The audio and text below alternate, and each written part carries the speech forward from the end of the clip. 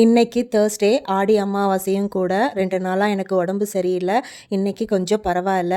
So காலையிலே எழுந்திரிச்சு பூஜைக்கு படையல் போடணும் இல்லையா அமாவாசைக்கு. ஸோ அந்த வேலை பண்ணிகிட்ருக்கேன். ஹஸ்பண்ட் காலையிலே எழுந்திரிச்சு கோயிலுக்கு போயிட்டாங்க. அரிசி கொடுத்துட்டு வந்து அதுக்கப்புறம் அவங்க வந்து பூஜை வேலையெல்லாம் கொஞ்சம் பார்த்துட்ருக்காங்க. படையலுக்கான சமையலில் இன்றைக்கி எல்லா காயும் போட்டு சாம்பார், அதுக்கப்புறம் வரமல்லி துவையல், அதுக்கப்புறம் வாழைக்காய் வறுவல், ரசம் வச்சாச்சு. இன்னும் அடுப்பில் கொஞ்சம் வேலை இருக்குது. ஸோ இது பால் காய்ச்சி வச்சுருக்கேன். இங்கே ரைஸ் வடித்து வச்சுருக்கேன்.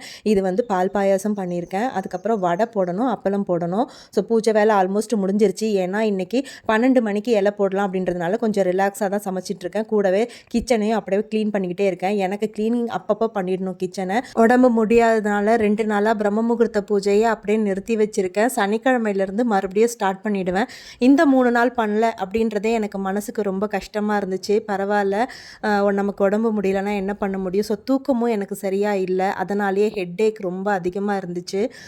ஸோ மத்தியானம் வந்து கரெக்டாக 12 மணிக்கு நாங்கள் வந்து இலை போட்டாச்சு.